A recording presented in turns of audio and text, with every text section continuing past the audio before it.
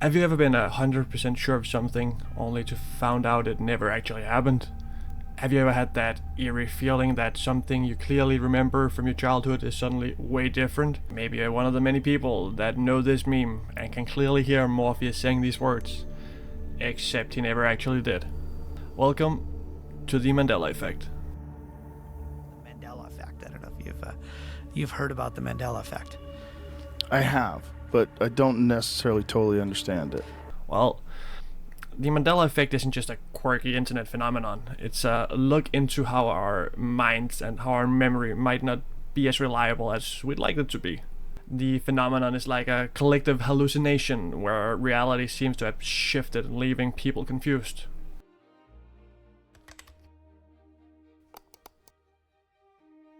The term the Mandela Effect was coined in 2009 by Fiona Broom, who noticed that she, along with many other people, seemed to vividly remember Nelson Mandela dying in prison in the 1980s. That's great, except he didn't die in the 1980s, he died in 2013, 23 years later. 33 years later.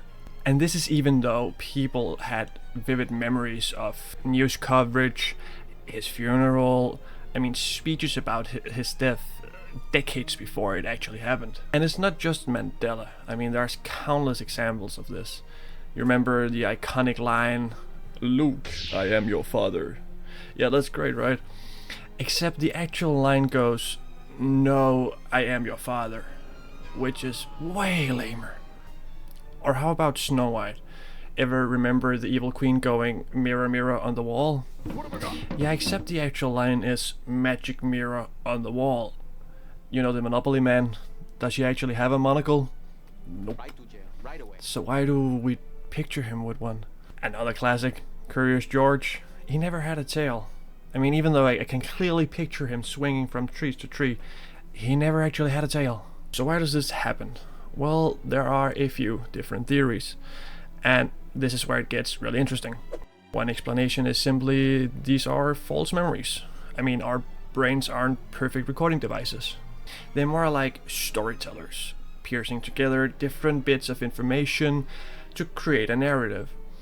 Over time, these details get fuzzy, and our brain kind of fills in the gaps with what seems familiar or is logical. There's a term for this, and psychologists call this confabulation. The emergence of memories and experiences that never took place. Then there's the idea of a collective false memory, which happens when a large group of people seem to misremember something in the same way. Social influence, cultural references, even memes can reinforce these shared misperceptions.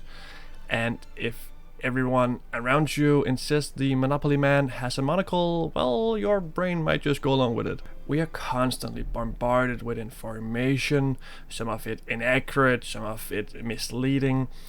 And once one of these false memories take root, we tend to seek out information that kind of confirms our existing beliefs, reinforcing this illusion or false memory. And this is where it gets a bit out there.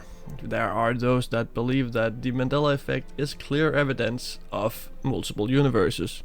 The theory goes that there are multiple versions of reality, and sometimes they tend to overlap or bleed into each other. So maybe in one universe, the Fruit of the Loom logo actually had a cornucopia behind it, and in another it does not. And somehow we are caught in the middle. That's why some might believe or remember it as A, but it's actually B. And while this theory is, certainly way more fun, it certainly lacks scientific evidence. There's no concrete proof to support the existence of parallel universes, and the Mandela Effect can be explained by more plausible, mundane factors. Another famous case is Febreze. You might remember it being spelled with two E's, but it's actually not, it's just a single E. Then there's Pikachu from Pokemon. Many people remember him having a black tip on his tail, even though he actually does not. What about Sex in the City? Well, it's actually Sex and the City.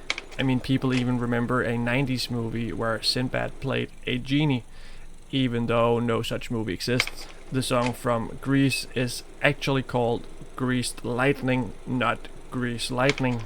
No matter the underlying cause of the Mandela Effect, it highlights the fascinating flaws of the human memories. It forces us to critically evaluate information that's given to us at any given time. At this point, you might be wondering if there's a way to know for sure if your memories are reliable at all. And the truth is, our memory is notoriously unreliable.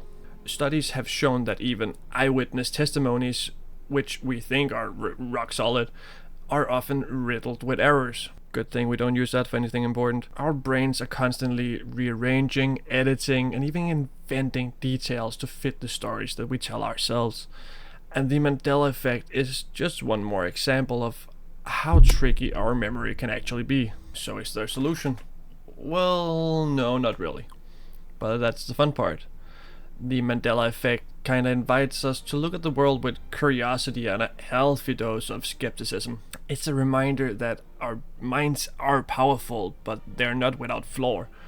And honestly, it's kind of fascinating to think about how reality might not be as fixed as we have always believed. So now here's the challenge. Next time you're absolutely certain about something, take a second to double check. Maybe you're right, or maybe you just uncovered your own Mandela Effect. Either way, it's a chance to learn something new and keep your mind sharp.